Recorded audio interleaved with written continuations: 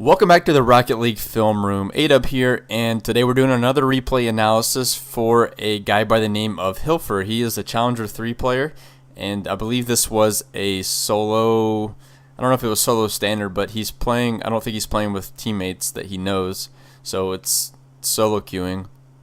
And he'd like me to focus primarily on positional mistakes as opposed to, just whiffs or missing the ball or whatever. And so I'll try my best to do that. A lot of times positional mistakes will lead to you missing the ball because you end up putting yourself in a bad position where you can't make a play based on where your opponent hits the ball. So what we're going to do is we're going to go through the replay. I will start on your camera point of view, and if we need to zoom out, which there's going to be situations where we will, then we will do that to take a look at the field and get a bigger picture of where everybody is lined up. So let's go ahead and get started. Okay, so this first play right here off the kickoff, I can tell you're a little unsure of whether or not you should be going into the corner here. You kind of, I think, question whether it's a good idea or not. And judging by how your teammates rotated, I think it's fine that you decided not to charge into the corner to hit this ball. But where you want to line yourself, where you want to line up, we switch to fly cam here. You don't want to be, so right here, you can see that he's going to make this little tap. When you're going to challenge the ball in the corner and you don't have anyone behind you, you have to make sure, you have to be 100% sure that the opponent can't make another touch on the ball. Really, you want to be lined up more inside the goal, maybe even a little bit near the back post, and not so much here. Unless you have a teammate behind you, then it's okay to come out for this. But if you're the last man in the goal, and you can tell you are because you can see your teammates in front of you, you've got to be a little bit more cautious, and you want to play from inside the net. So if we see what happens here, he gets this pop over you, because you tried to go out and challenge it, and if you had just waited, they didn't score off of this, so it's okay, I guess, in the end. So, but what you want to do is be able to play from inside the net so you can come out and challenge this. Okay, so on this play here, you're kind of just watching to see if your teammates can get a pass, but you were a little bit late to react, and I don't think you should have actually gone for this.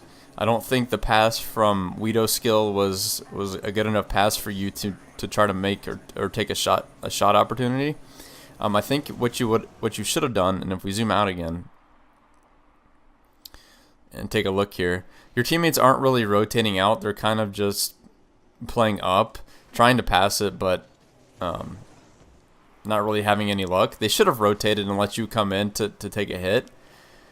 But Weedo Skill kind of hits this weak little ball off the wall. And when you see this right here, when you see them about to clear it, you're still boosting towards the ball. You don't want to, you're the third man back. So unless it's a clear shot opportunity, you can't just recklessly come up and try to take a shot and hope that he misses, because he just clears it right over your head. Now, you do a really nice job, though, of recovering and getting back on defense. So I do want to point that out. If you take a look and see what happens here, you make the first guy miss, which is really nice with the little dribble, and then you kind of block the second guy. So if we look again, they have two players committed here on offense, and they have one guy left. So if your team had been a little more aware or maybe paying attention a little more, you guys might have been able to kind of score or get a better scoring chance off of this. But Power back here was a little too late to react, and Weedo Skill just tried to do like a little backflip, which wouldn't have done anything even if he did hit that. So if we go back and look at your point of view, sorry, I'm struggling with these cameras for some reason. You can't see that he's coming up, so you're kind of going for it too. I think maybe you should have rotated back here, and he missed, which is good, but I think you should have, instead of going for that ball, we'll go back just a little bit so we can see. So yeah, you cut the ball off, you make that guy miss, you block that guy. I think at this point, you know he's going to beat you to the ball. He's closer, he's got a better angle. You want to come back sort of like around this way, so that if he does take this shot, you'd probably already be coming back here, and you might be able to swoop in and make a save if it was on target. But as it turns out, he missed. So I'm just going to try to point out little rotational things where I think maybe you should try to get it into being a habit of rotating instead of just charging at the ball hoping that they miss. But that's something that will come with time, and like I said, as we go through this replay, I'll point out some more things that I think you can improve on. Okay, so here, if you remember, I said before I wanted you to play, when you're playing goalie, when you're the third man back, to play inside the net and not kind of out towards the post in the corner. And watch what happens here. You do basically that. You're playing from inside the goal. Maybe you want to be a little bit further back, but it's a good position either way. And look what happens. They get a pass, and look where you are. You're there to easily block and clear this ball because of where you were positioned. If you had been right over here, this ball probably would have got hit over you, kind of what happened before. But because you were in the goal, you were able to turn and make a play and get a huge clear back towards their end. Alright, so this kickoff here was a little bit awkward, I think, from your point of view. And if you're playing with people that you don't know, maybe you don't know what their kickoff tendencies are, but if we play it and watch what happens, he goes for the kickoff. I can't tell if you were also going to go or if you're just cheating up. You know, it's in threes, a lot of times you want to have someone cheat up in case it stalemates in the middle and you have someone to take possession of it. But this one kind of squirts out to the side towards your end, and I think you're kind of unsure of what to do here. Like, well, should I chase that into the corner and grab that boost, or should I rotate? And I think you were fine with rotating. I think that was a good decision because I think it would have been a little ball chasey if you had just driven in this corner. Really, you want this guy to come out, and you're supposed to take his place, but he doesn't come out. He sits there, and what you do is you rotate in front of him. This kind of positioning right here is definitely not what you want. With two people right beside each other in net, you never want to have two people in net if you can keep from it. You want to have someone like challenging the ball. You want to have someone maybe back here coming, with momentum for a hard clear, and then obviously someone in the goal if any shots are on target. But because you rotated in front of them, you end up both going for the ball, and they get a goal. That was really his ball to go for. If he missed it, which he did, there's not much you can do about that. You can only control what you can control.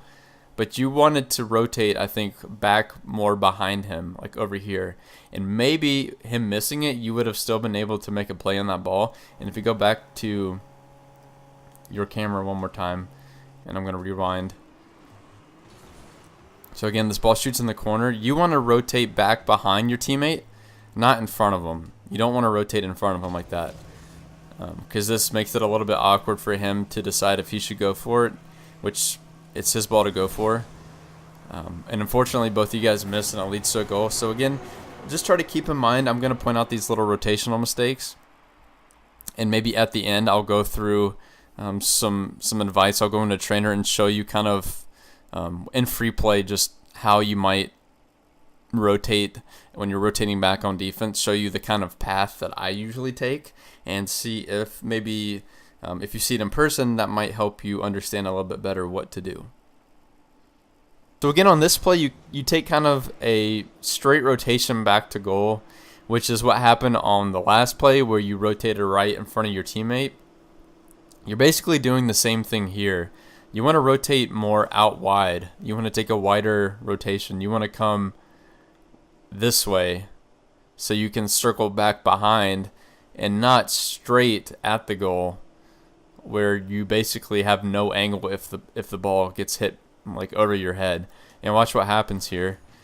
You rotate straight to goal. You do this little turn, but because you aren't coming from this way, the ball gets hit behind you, and you can't make a play on it. If you were coming from this direction, you could have swooped in. You kind of would have been where power is, and you could have possibly knocked this ball out. But because you rotated straight down like straight towards the goal, right at your teammate, you aren't able to cut off that angle back post where they hit it behind you, and that leads to a goal. Okay, so this next goal they scored, I felt like could have been prevented. I'm not totally sure what your plan here was. I don't know, maybe you didn't have boost. But I don't know why you weren't going for this ball kind of right away before it bounced up the wall really high. You hesitated, and then you put yourself in a position where you know you're not going to beat him to the ball, and there's no one behind you to cover your to cover the goal when you challenge that.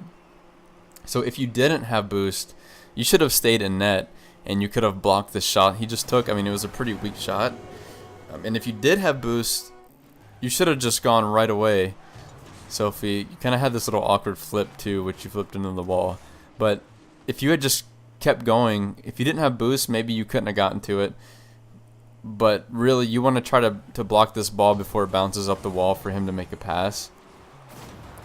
But like I said, if you didn't have boost, the better option probably was just to sit in the goal and try to make a save off of his pass.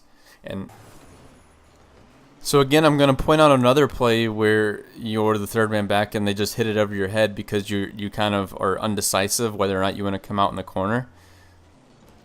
If we look at this play here, you're like, should I challenge it? Should I not challenge it? So you kind of like half attempt to go, and he just pops it over your head. They didn't have anyone there to score it, but that's really a common trend I've seen all game, is when you're third man back in the goal and you come out to try to challenge it in the corner and they just hit it over you. You either want to fully commit and go right away, don't hesitate, or you want to actually just sit in the goal and wait for him to make the pass. But I've seen a lot of, and here's another one, right? And that actually leads to a goal, where you're not putting yourself in a good position here on defense. You need to back up a little bit. You're moving out too much, and you can't make these saves that are coming across the goal line because you're too far out, and the ball just rolls up the wall behind you.